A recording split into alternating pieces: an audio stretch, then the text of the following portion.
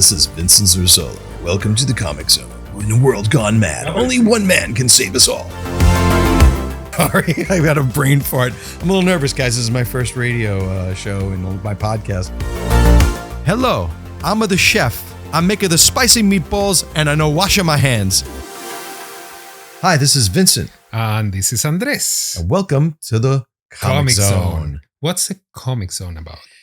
Back in the early 2000s, I was approached by a radio station, an internet radio station called World Talk Radio. And they asked me if I wanted to host a radio show about comics. And I remember sitting there going, I'd love to, but I have no idea how to host a radio show. And they said, don't worry about it. You know, you're natural. You can talk to people and you'll find the guests and we'll do interviews. And I said, okay. For me, it was my way of giving back to the community, the community that's given me so much my whole life. I love comic books, and being able to do something I love for my career has been incredible. And the Comic Zone was my way of giving back. So something that we were talking about a couple of minutes ago is that when I was living back in my country, in Chile, in South America, in the early 2000s, I used to listen to this show. Yeah. And this was way before podcast. This was like internet radio, and there were a couple of shows that I used to listen, and you had to go to the website and play the episode. It was a pain in the ass, but and we're talking about this, how crazy life is, because back in those years when I was listening to your show, I never made the connection of you with vintage comic books. I was just listening to a show because you were talking to all these like huge personalities from the comic book industry, and how crazy life can be that decades later I ended up here working for you. Yeah, and you're the vice president of Metropolis, Collectibles, and Comic Connect, my two companies, and we're very lucky to have you with us. And if it wasn't for you, we wouldn't be doing this podcast again and relaunching the Comic Zone. And I'm very grateful because this is something I've wanted to do for a long time, and it's going to be great. First of all, the throwback episodes, which you've been carefully curating and editing and what do you call it when you've been making the sound better? Remastering, yes. Yeah, it hasn't been easy, and I wish I could like make them sound better, but unfortunately I'm trying to save as much as I can from the website. We don't even have access to a server. So I had to scavenge the internet to. But what's interesting is you've made these episodes sound so much better. It's almost like the old internet radio show with Comic Zone on World Talk Radio was like AM radio, and now we're in like FM or satellite radio. Yeah. So the sound is so much better, and it's really special for me because to be able to capture episodes, interviews with legends like Stan Lee, like Will Eisner. I got Will Eisner's, the creator of the awards. Thank you. Yes, the awards. To be able to have these people immortalized in these interviews so that generations later people can listen to them. It's and really special. And that's the thing that I told you when I started working here, and I saw in your signature and your email the spirit. Sorry, I've got a brain fart. I'm a little nervous, guys. This is my first radio show in my podcast in a long, long time. So the spirit, Will Eisner, the spirit. But it was. Wait, let me just. You were talking about the spirit. I thought you were talking about the awards. Well, they're named after him, right? Yeah. So I mean, we had Will Eisner, Stan Goldberg, Jack Kamen, Jack Davis, David Carradine, or Carradine, Jerry Robinson. These are all legendary figures. John Romita Senior, Junior. And there's so many more. And we're going to be slowly relaunching these throwback episodes for you guys to enjoy. And we're very proud to announce that we have also been working very diligently interviewing new guests and it's going to be pretty darn exciting. We've got some really, really interesting people. It's not just going to be Comic Zone is called the Comic Zone, but it's not just going to be about people that are artists, writers, creators, dealers, auctioneers. This is going to be about anything comic book and pop culture related. It could be toys, it could be movies, it could be animation, could be anything related to pop culture that somehow ties back into our world, the comic world. Yeah. And you're going to notice that the quality of the episodes, of course, the new ones are going to sound like today's podcast. So it adds to the charm to listen to the throwback episodes. I love them. Even if I don't feel that they sound perfect, because it's impossible to make them sound perfect, but add to the charm. But these new episodes are gonna sound like properly fine, and you're gonna love the new episodes. Vincent is really entertaining, and he's such a great interviewer. Yeah, thank you. Thank you very much. Host and interviewer. Hoster. Hi, this is Vincent Zurzolo. Welcome to the Comic Zone. We're in a world gone mad. No, but only one man can save us all. No, but they're really good. So my promise to you, not to you, Vincent, to our beloved listeners, I'm going to be posting every single week one throwback episode, at least one throwback episode and one new episode. So we already have a couple of new episodes ready to go. And everything depends on how much work he's going to give me here. So if I have enough time, I'm going to be posting more throwback. But he has a library of 300 episodes. Yeah. So, but that's my promise to you. You're going to have at least one throwback episode a week and one new. Just to give you guys some ideas, like we have many people who have passed, like George Perez and Michael Turner, and of course Stan Lee that I mentioned earlier. But we have a lot of creators that are still around with us, like Todd McFarlane, Mike Mignola, Frank Miller. It's going to be really great for you guys to be able to revisit and get a connection to the past. But what's also really important, this is something that Andres has driven home to me, is that we need to also have contemporary people. So, every show might not be for you, but we'll have guys, modern creators, dealers who are just starting out in the business. We might have a convention promoter talking about conventions. I might have an actor on one week, a comedian, musical guests. We could have people from anything that's pop culture related. We can do. Also, we're going to take some time because not only am I hosting Comic Zone, but for those of you who might not know, I am the president of Metropolis Collectibles, the world's largest dealership for vintage comic books, metropoliscomics.com. We have over 100,000 comics, pulps, original art, memorabilia, foreign comic books, video games, VHS, you name it, we have it. And then, of course, also, I am also the president of Comic Connect, which is the premier online auction site and consignment site for vintage comic books, original comic art, and all the other collectibles that I mentioned previously. So on top of that, I also fulfilled a childhood dream of mine in the last few years. And again, I owe a lot to Andres, who helped to bring this dream to life. I co-wrote and co-created a comic book called The Addiction with my partner, David Quinn of Faust fame. He's written pretty much everything for every publisher, Marvel, DC, Chaos, you name it. He's written it. Are you going to interview David? Well, we're going to have David on one. That's what we're going to do. We're going to do an addiction show where we'll have David on. Maybe we'll have the colorist, Brad Simpson. Maybe we'll have our letterer, Dave Sharp. These are industry veterans who did such great work. Claudia Balboni, who's our interior artist and from Italy, she speaks English a lot better than she lets on, and maybe we can get her on one day. Our cover artist, Andres Labrada. He's fantastic and really sweet guy. Our head of sales, Kyo Shinobi. Maybe, who knows, maybe one day I could get my wife, Josephine, on because she did a lot of design work. Josephine. But she will never do it.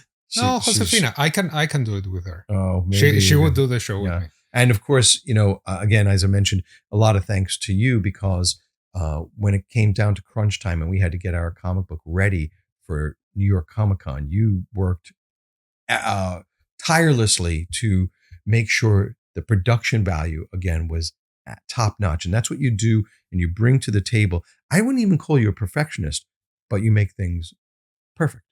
You're not like a perfectionist in like that way. Like I have to have everything right. You have an idea of high quality, and you bring it, and you know how to produce that and make it happen. And so you did that with the Addiction, and we have such an incredible launch for the Addiction.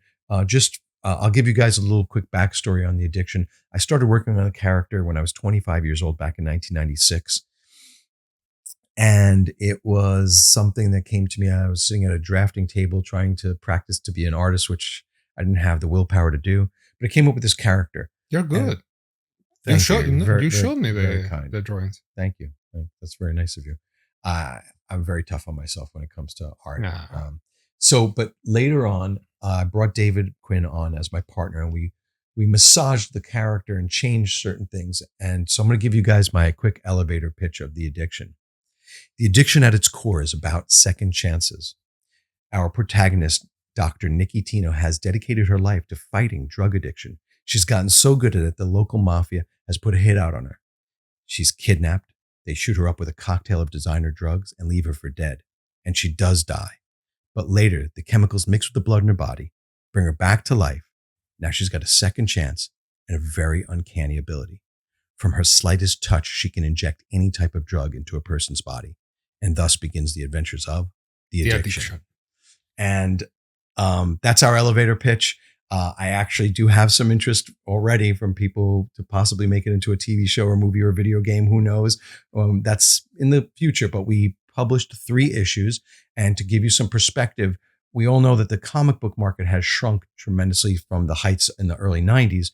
But we were lucky. Between digital and print, our number 1 issue sold over 17,000 copies, and altogether 1, 2, and 3 has sold close to 35,000 copies, which is really exciting. Yeah, it was really good. And what's also been really exciting is being at all the conventions around the country.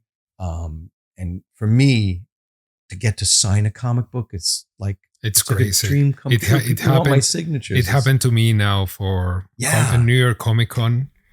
It was crazy. So what Andres is talking about is that he did his first comic book cover for the Addiction #3, and he did a beautiful job. In fact, the art was so good, people kept saying, "You sure this isn't AI?" And I'm like, "No, I sat and watched him draw this, and I did, and you did it digitally. It's on the computer, but every brushstroke is from your hand, and it's just done in a different medium. And you did this incredible." Throwback to like a 1960s Vogue cover of magazine with the Addiction and her arch villain, Mr. Licorice. Yeah. So you did such a great job. And yes, people were asking for your signatures. And I get people asking sometimes now when they're buying it through our website, theaddiction.co, for your signature. So every time I come into his office and he has to sign a copy. It's kind of crazy because I've been doing art just by myself and for myself all these years. And what you were saying before about perfection, that's a big flaw that I have, because I'm never happy with what I do when it comes to creative work. And I guess most of creative people are the same way. So it was crazy. And actually everything started when you asked me to do an ad for Metropolis. That's how everything started. Because I was trying to come up with an idea for, I think it was the ad for Overstreet. And I started painting here at work, and then you came to my office and you asked me like, "What's that?" I said, "It's like I'm doing like a quick sketch for Metropolis." So it was really crazy when to me, it's really difficult for somebody else to say that it's good when it comes to art. Because I've been doing creative direction and art direction and design for many, many years, and I'm fine with that. But when it comes to art, it's so subjective that so it was so crazy to see people on the internet saying, "We love your work, we love your cover." And also you, I swear to God, I wasn't expecting that.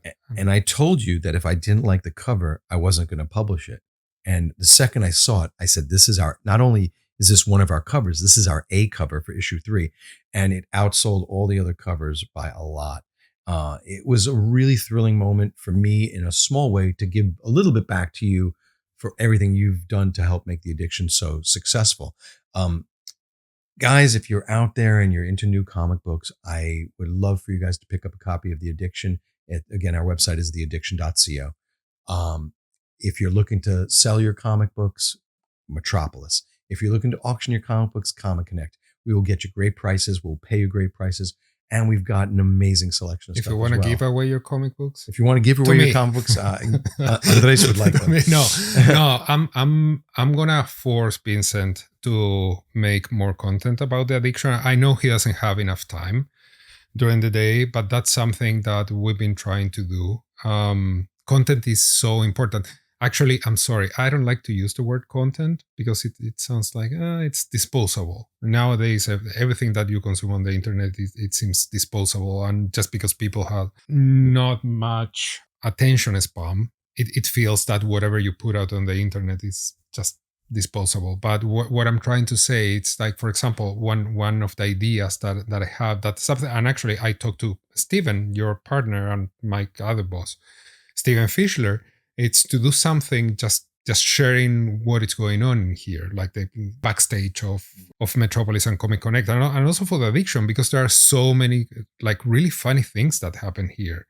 Mm-hmm. And that's something we could share, because people tend to complicate themselves when it comes to come up with ideas for content. One of the best things we try to live by here is comics are supposed to be fun. Let's have fun. You taught me that. Yeah. And we are having fun. And every day, you have to do business, you have to be serious, and you have to transact and buy and sell and this and that. But there's a lot of really fun moments in that as well. When you help a collector to fill out their collection or get the book they've always wanted. When you help somebody sell their book that's going to change their life. Those are really cool moments. What I've been doing as we've been talking is I've been taking a quick look through the list. I have I have a little bit of a hard time when I go look at the Comic Zone, because when I listen to it, I hear a lot of my mistakes and gaps or things that I think are mistakes, and I'm very critical of that. So I don't listen to them very often, but I'm just going down the list, and I just want to share some of the guests that we had on the show that we will be uploading soon. Just to give you Jim Steranko, legendary Jim Steranko. That's up. That episode is up. Oh, it's up already. Yeah. Jim Steranko is already up. Jim is episode 4. Well, that's right. Danny Simmons, who is episode 2, fantastic collector, artist, and also the brother of Run from Run DMC and Run from Run DMC. Run DMC and Russell Simmons. There you go, Russell Simmons, right. And Danny, an incredibly passionate, interesting guy in and of himself. Forget about his brothers. We're going to have guests. We interviewed guests like writer Peter David and Larry Hama, creator Larry Hama, who's behind a lot of the G.I. Joe stuff. Neil Adams, the legendary Neil Adams, actor David Carradine from the Kung Fu Show. I even had Mark Singer, the director. Superman Returns. Yeah, on opening night of Superman Returns. Mark Texiera, Alex Saviuk, Mike Barron, who wrote some of my favorite comic books, The Nexus and The Badger. Oh gosh, Steve Niles, that's a big name. Steve Niles from The Walking Dead. Yeah. Don Perlin, Marv Wolfman. Oh my gosh, Joe Kubert, legendary Joe Kubert. Dan Slott, great writer. Steve Rude, one of my favorite artists. Sal Buscema. Ace collectors like Jonathan Mancuda and Roger Hill. These guys are guys that if you know who they are, you know who they are. I even did an episode with 2 of my childhood friends where we reminisced about collecting comic books when we were kids, and that was really fun. Yeah, I'm gonna remaster that episode. But hold on, I have a question for you. Yes. Have you ever seen or heard another show that has all these guests? I don't think there's one place where you can listen to all this. No. It's your one-stop shopping for comic book legends. No, but seriously, that's the reason why I beg you to bring back the the show. And you know, it's really funny. You mentioned it earlier, but when you first started working for us, and we actually had a conversation. You told me you used to listen to Comic Zone when you lived in Chile. I was blown away by that. I was just like, because over the decades, I've had people. I've gone to London, and people are like, when are you bringing back the Comic Zone? And it really touches my heart because, again, this is something I did to try to give back, and to know that people appreciated it really meant so much to me. It's one of those moments. I've had a few moments in my career like that. Another moment was back in 1996. Fred Greenberg, who was running the Great Eastern Conventions at what is now Columbus Circle, the New York Coliseum used to be at Columbus Circle, and the day for setup of the big convention, Great Eastern Conventions, we were all waiting in line in our cars, and he started walking one at a time to each car and telling them something. I'm like, what's going on? And he came up to us and he said, guys, I'm sorry, but I have to cancel the show. There were people flying in from all over the world, from Japan, from Europe, from South America, everywhere. And we were like, oh my God, what are we going to do? So me, Mike Carbonaro, anybody out there who is that's Mike how Carbonaro, you came up with Big Apple? And Vince Gula. Vince Gula was a dealer as well. So 3 Italians. We started running around trying to figure out what we could do. And Mike remembered that there was an old church on 59th and 9th, St. Paul the Apostle Church Auditorium. And we drove over. They said, they have a big basement. The basement was 10,000 square feet. Now you have to remember, the New York Coliseum was kind of like a miniature Javits. So it was gigantic. So this was tiny, comparatively speaking. But we went in there, went to the rectory and talked to the guy who was in charge, and we rented it out. I believe the room cost us $2,400. Then we rented out tables for the room, set up a floor plan, called all the dealers we could. By the way, this all happened in 48 hours. So Thursday was supposed to be set up. We did a show from all Thursday evening through Friday, and Saturday was the show. Big Apple? Yeah, Big Apple, March of 1996. I had no idea that story. And we didn't call it Big Apple at first. The show was called, I named it, The Show Must Go On. And that's a really good name. And I remember Mike wanted to charge an admission, and I said, Mike, let's let everybody in for free. They've already been through enough. He's like, you know what? You're right. I don't know anybody out there if you remember the old Toyota commercials where the person would jump up in the air and go, oh, what a feeling, Toyota. Well, I did a Toyota jump when we opened the doors, and a rush of people, hundreds of people, if not thousands. It was the only convention I can remember in my career. There were more artists in the room than there were dealers. It was chock full of legendary artists. I mean, everybody, Shelley Moldoff, Murphy Anderson, the list goes on and on. I wish I actually had a list of that. And all the dealers, we all did fantastic. We did so well. And I remember being so exhausted. Mike was there at 4 a.m. getting the tables out of the truck that delivered the tables to us. I was busy selling all the tables. We worked our tails off.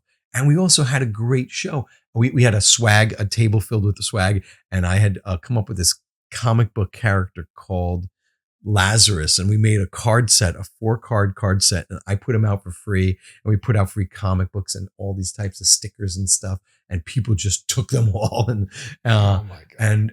And the Big Apple conventions, which later Mike and I were on a plane after that show, on a plane to San Diego Comic-Con, and he was like, we have to keep doing the show. And I was like, I don't want to do a show. You have to keep doing the show. I don't want to do a show. Vinny, you got to do a show. Come on, I'm going to do it without you. And when he said, I'm going to do it without you, it got me. I was like, oh, okay, I'll do it. And I said, but I get to name it. And he's like, okay. And I came up with Big Apple Con. So it was called the Big Apple Con, Big Apple Comic-Con. And our first show, we had a costume contest. And the costume contest, the winner got, I think, $500 or $1,000. And I'll never forget this. Mike wanted to do a live band in the convention center. And we in the church. By the way, the church auditorium was a 10,000 square foot basement of a church. In the front of it, there was a crypt where they buried the old priests. No. And yeah, so there were dead priests, a crypt filled with, and we used to use that room to store the chairs and tables. And so it was good. Jeez. First convention, a couple of very special moments. I'm sorry if I'm going on a rant here about this, but this is a really special time for me, and I hold it dear like I do the Comic Zone. It's something where I could give back. The first show we had this live. Mike had this live band, and he was singing covers from old. The band did nothing but TV theme songs and cartoon theme songs. But we had this costume contest, and these 4 guys came dressed up as Kiss. And after the contest, they said, "Hey, do you want us to play?" And I'm like, "What are you talking about?" No. Because we're a Kiss cover band. That's why we have these costumes. I'm like, yeah. So they played Rock and Roll All Night. And we had a Kiss concert at this convention, and it was so cool. And I'll never forget my father did the food for our first show. And it was the best food you'd ever gotten at a comic book convention. My father was a chef. He was a restaurateur, and he made Italian food like nobody else.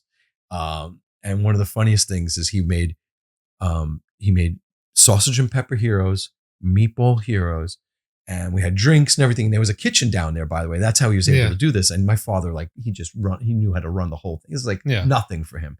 The way I know comic books, my dad knew how to cook. Maybe 10 times better than I know comic books. Anyway, in the middle of the show, there's a stage in the back, and there's a microphone on the stage so we can make announcements. And Mike and I are in the front of the convention center. Sorry, I keep saying convention center. The church auditorium. And we're talking about like, oh, we still need to collect table fees from this guy.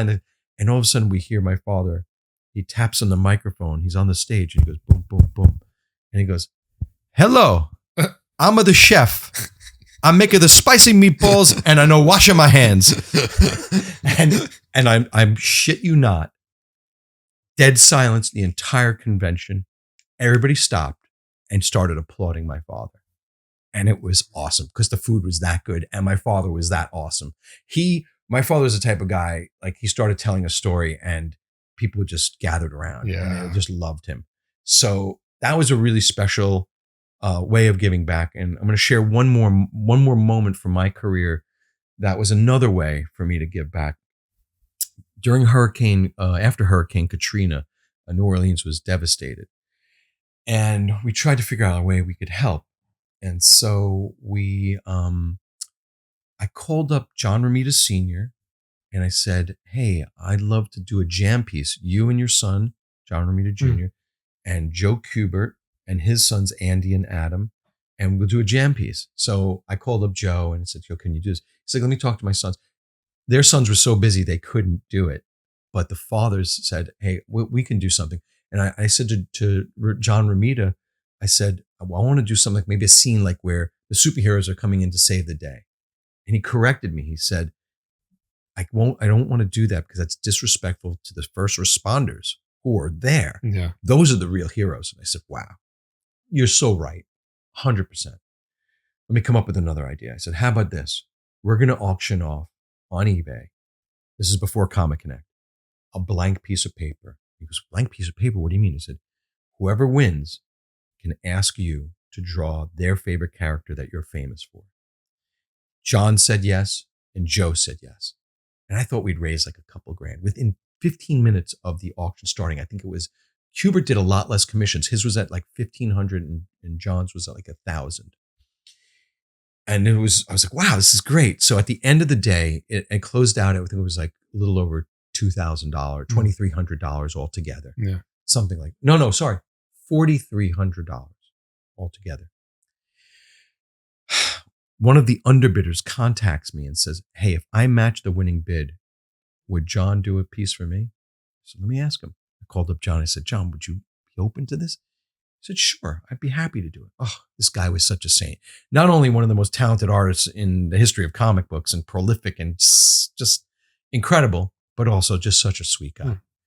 I call up Joe and I ask him the same question. And Joe, of course, the consummate professional and just, again, sweetheart of a guy, legendary Joe Kubert, who was as good at the end of his career, maybe even better than he was at the beginning. Most artists wane in their proficiency and their creativity and their penciling, but he was just as good. Joe said, "No problem." We raised over $8,300 and we donated it to a charity that basically helped people like in this way.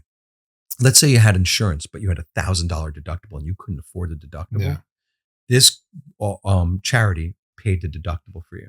So for me, that was a very special moment in my career. And another way, I didn't make any money off of it. It was just some way to give back a little bit. Yeah. And really special. You went through something like that with Rockaway. Yeah, I was born and raised, I was born in Brooklyn, but I grew up in Rockaway Beach, Queens. And Hurricane Sandy devastated Rockaway Beach. And that was 2012. And I started looking for a place. I said to my wife, I just walked through a war zone. It looked like there were bombs dropped everywhere. It was terrible. The amount of damage, terrible. The entire peninsula was 3 to 6 feet underwater. Yeah. And so I said, I want to reinvest in my old neighborhood and I want to help bring it back to what it makes it so special. And it really is a gem of New York City. Anytime you've got beachfront property in New York City and isolated and just so beautiful. And eventually in 2013, I was lucky enough to buy a home, and it's a piece of heaven for me. It's beautiful. Really love it. Yeah. I've been lucky enough to be there. Yeah. So, tell us a little bit about like how you started in getting interested in comic books when you were a kid. Well, different story than the one that you've always told, because don't forget that we used to get the Spanish versions, and most of the comics we got in South America were the ones published in Spain. Oh. And then later they were started being published in Mexico. So that's when we started getting like more like South American versions. But we only got a couple of comic books. I remember that the supermarkets were the one. We never had comic book stores like you did here. Now you can find comic book stores, but back in those years, it was just the supermarkets, and the comic books were mixed with magazines and all this stuff. And who was your favorite superhero and why? Are you sure you want to? Yeah, I want to know. No, it was Batman. Batman was your favorite. Yeah, I still love Batman, but now my taste in comic books change. So I'm trying to stay away from superheroes, and I'm more. What do you like? I got really obsessed with Alan Moore in the last couple of years. Alan Moore, Garth Ennis. So I still like superheroes, but something, and it's really funny because I said that I love Alan Moore, but Alan Moore was the one that started the deconstruction of superheroes. So back in 1982, it was something so new that it was like, oh my God, it's cool to think that like these good guys can turn into like humans and act like us and have flaws. But throughout the years, so many writers have used that resource, and they've deconstructed superheroes that at some point, and this is something that I wrote on LinkedIn a couple of months ago. Do we need to bring back this wholesomeness of superheroes? And I wrote it based on Superman. Are we getting tired of the deconstruction, like The Boys or Irredeemable or Invincible? So which I love all those. No, I love them. Yeah, and I collect them all. But at some point, I was like, I really miss what I used to read when I was a kid. Now, this is not for everyone because I'm 48 years old. So we tend, the older we get, we tend to miss what we loved when we were younger. But Batman was the one that really caught my attention because all the DC cartoons were so popular back in South America. Also Marvel, but we didn't have much. And that's another thing that I ask you. It's at least here at work, we see a lot of Marvel everywhere. We do have DC. Yeah. But it's not as much as, and for auctions, it's mostly Marvel. I would disagree with you in that our inventory, we are very heavy in DC. No, yeah, but just to give you perspective, I'm a Marvel guy and Steve is a DC guy. So we have a lot of DC. In terms of what you see on the walls, there's plenty of DC in terms of the original art now. By the way, we also have an incredible permanent collection of original art here at the Metropolis and Comic Connect offices showroom. And if you're ever in New York City, you can make an appointment to come look at the stuff. We've got everything from Jack Kirby to Bernie Wrightson to John Romita Sr., Frank Frazetta, Gil Kane, Frank Miller, You have everything here. Everything. Neil Adams. Gosh, there's so much great stuff. Yeah. We have some of the most important pieces in the permanent collection include House of Secrets 92, the first Swamp Thing, Amazing Adventures number 11, the first Furry Beast. That's mine. And we have original art pages from Journey into Mystery. You have 83. a lot of kitty cats. Kitty cats? Yeah, kitty cat. Wooded Wolverine? Yeah. Andres calls Wolverine kitty cat. Hello Kitty, he calls him. Hello Kitty. Hello Kitty. Yes, you're right. In our inventory, we have a lot of DC, but like usually we tend to gravitate towards Marvel. I like Marvel, but Marvel to me it's more playful, and then DC it's darker. And interesting, because I would think most people, if you're talking about the '60s stuff, would think there's the opposite. But you know what's funny? Marvel has always maintained the same style. I don't want to say style. The Marvel way. The Marvel way, but then DC has changed so many times. Just go through the different iterations of the logo, like how they've changed the way they make the films with Zack Snyder. Like everything was so dark. Now with James Gunn, we're supposed to get more colors, more bright, and that's what people were saying. We hope Superman, the new Superman, it's going to be more colorful, and then. You can see the reaction of people after watching the trailer. You have mixed reactions. Some people say, "Oh my god, I love it." Krypto. Other people, "Oh my god, Krypton is." I love it. I love it, but I don't want to get like any illusions until I see the movie. But we had great news, and the Penguin TV series was very highly best acclaimed. TV show of 2024. I don't have HBO Max because I will never get anything done because they have so many good shows. It's so good. It's one of the only things I don't have, because between the DC animated series, you haven't watched The Penguin? I watched 3 episodes on the plane. I just came back. You have to finish. It was incredible. And what's interesting is I don't really like the Penguin character in general, like from the comic books. And I'm sitting there going, why do I care about this? But Colin Farrell, who I've never been a huge fan of him. There's a lot of great actors that I'm not a huge fan of. He is transcendent in this He's piece. amazing. It's and really, really I read an interview with him where he said going through 4 hours of makeup every day, or 4.5 hours of makeup every day, whereas other people like Jim Carrey, when he played the Grinch, felt like he had to go through therapy because he felt like he was entombed in this costume, and Colin Farrell said just the opposite. He's never felt more free to be someone else as an actor, and it shows, because you watch that show, you never ever see Colin Farrell. It takes what Heath Ledger did, which was only 1 or 2 frames in that film did I actually see Heath Ledger. Otherwise, he was the Joker. Times it by 10. That's how much Colin Farrell is entrenched in that character, the Penguin. He is incredible. And the writing is exceptional. It's really good. It is hard to keep something like that interesting and exciting, but it's basically the Penguin triumphant. He's trying to become the kingpin of the DC the Gotham underworld. And it is very, very interesting. And the B stories that are involved in this as well are really captivating. And I can't wait to finish the series, the first season. And it was interesting. I got a lot of people who don't really collect comic books texting me, telling me, "Oh my God, this Penguin is unbelievable." It's really good. I'll give you my password so you can watch it. Only for 1 month. I can't. No, I'll never finish. It's really good. And by the end of the first season, it was supposed to be a setup for Batman, the second Batman. Don't tell me. No, I'm not gonna spoil anything, but it was supposed to be the setup. But now they postponed Batman 2, and they're gonna rewrite.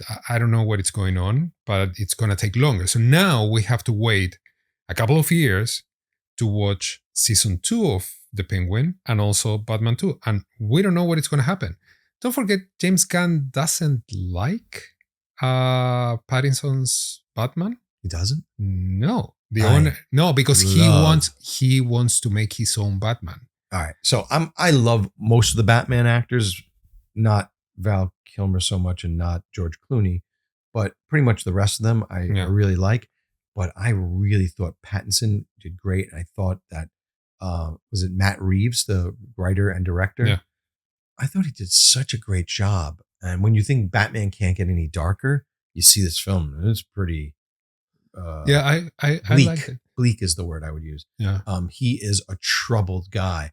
My favorite scene in that movie, The Batman, is when he's trying to escape the police precinct and he runs up the stairs and then he takes this bat cable and he goes zzz, all the way up to the top and he's on the roof, and it's the first time he's ever going to try what is like a squirrel, flying squirrel outfit, a bat suit with his wings, and he's scared, so scared, and you see the fear as he's looking down, and he knows he's got to jump.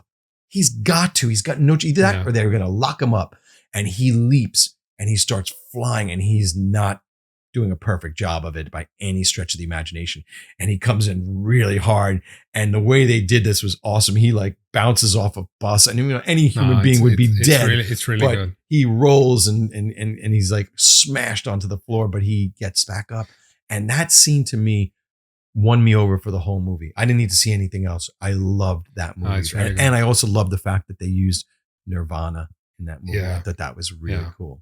It sucks the fact that, I mean, James Gunn hasn't said anything about that, but he basically wants to have his own Batman. So maybe he can. No, it's fine. Two different Batman movies. Something that I've been. Oh my God, poor us. We're going to have two different Batman. No, but listen. Great. Here's something. Why, instead of going through the feature film route, they can do a TV show, a Batman TV. We haven't gotten a Batman TV show since in decades. In decades. Well, they had Gotham, but it was not. Yeah, Batman. no, but like the Penguin, trust me. And also, you can say, oh, but people will complain that they're gonna recast Pattinson. Trust me, if you do a Batman TV show, nobody would notice and nobody would care. If it's the same writing as the Penguin, Batman lends itself to an episodic television show very easily. I mean, a lot of characters do, but Batman especially. And it's not a high budget for special effects. It's not like Superman or like a science fiction thing. So yeah, that could be really, really cool. I personally would love to see more Batman. And here's another thing I want to point out to everybody who's listening. We're very critical of the superhero and comic book movies that come out. But think about this.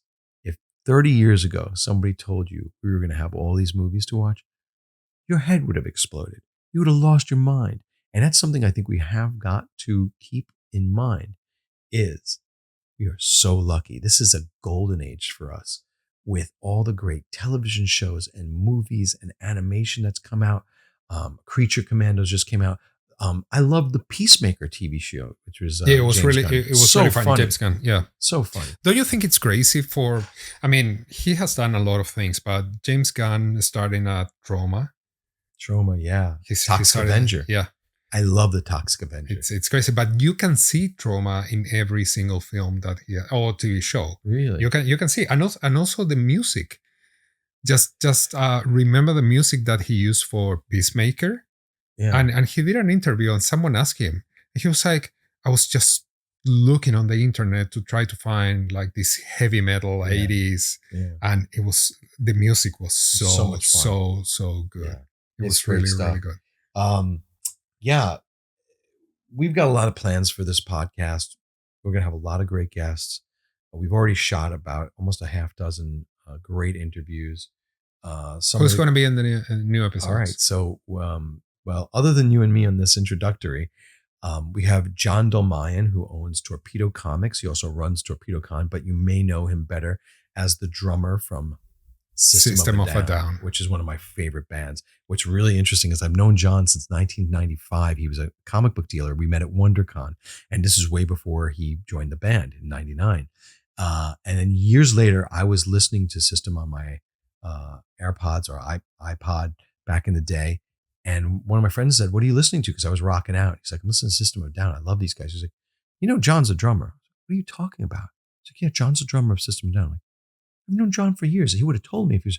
So I walk up to John. I was like, "Are you the drummer of System of a Down?"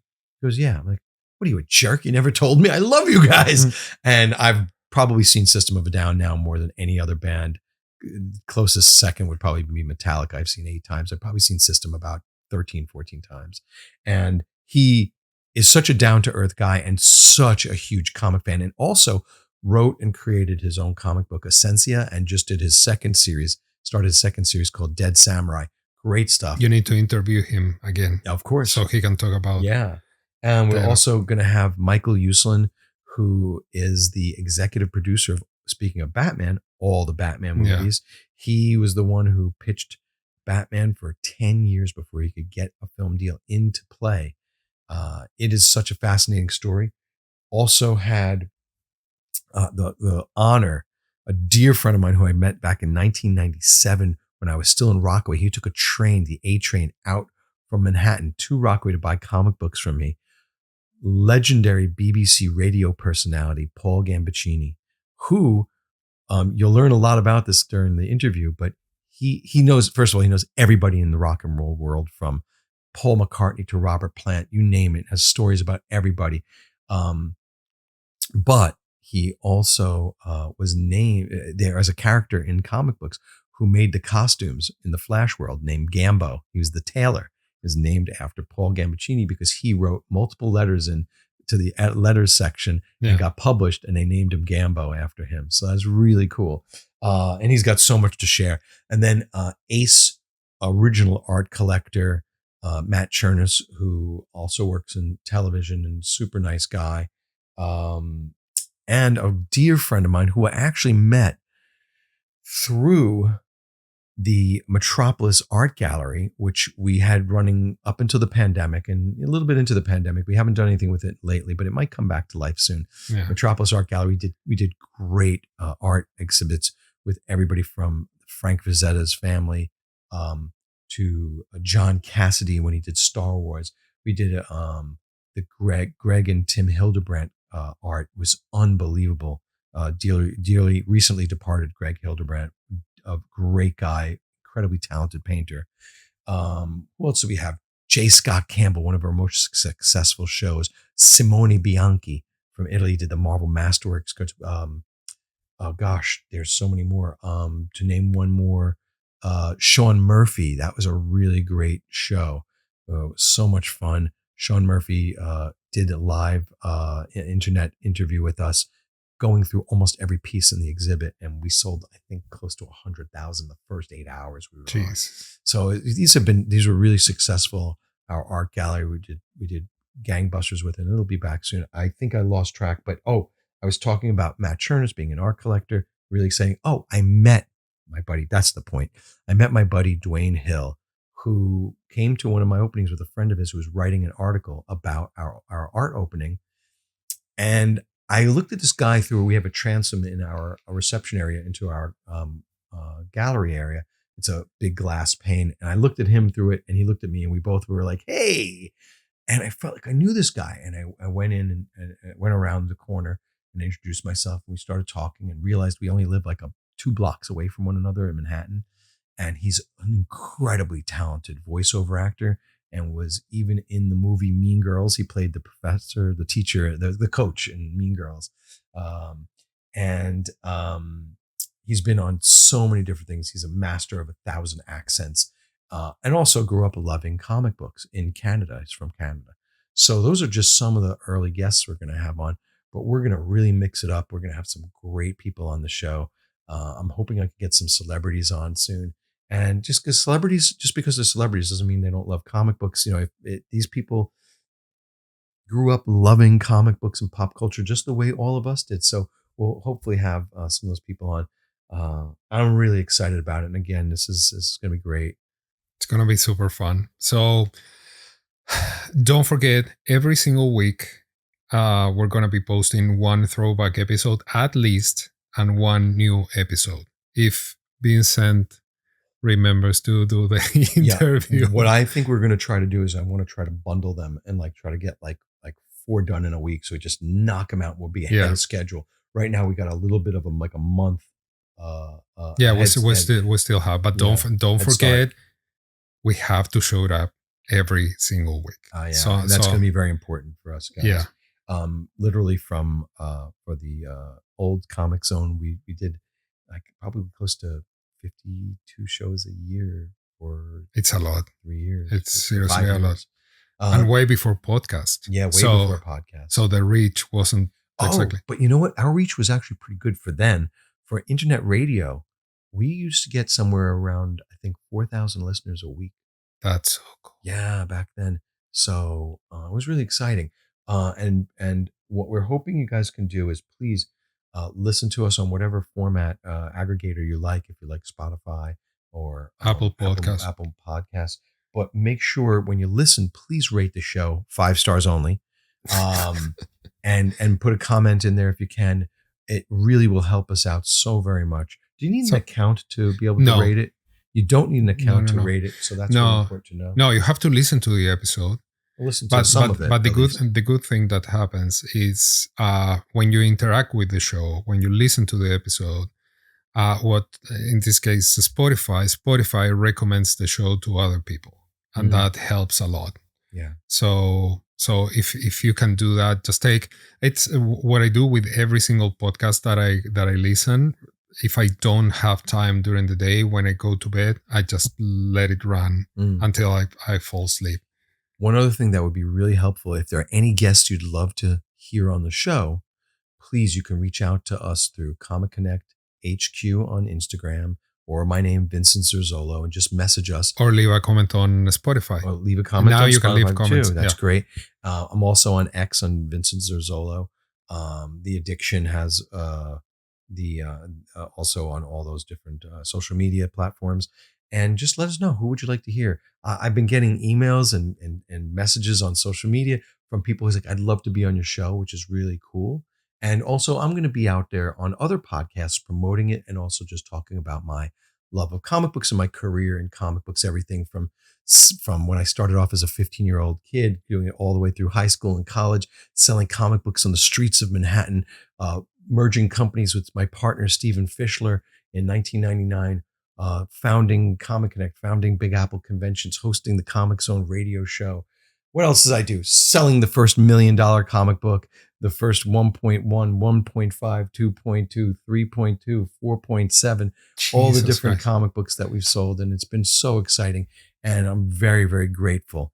I've worked my tail off to get to where I am, but I don't believe I got here on my own. I had a great team of people always around me, different partners and friends, and also the customers who have bought material from me and sold to me and consigned to me over the years.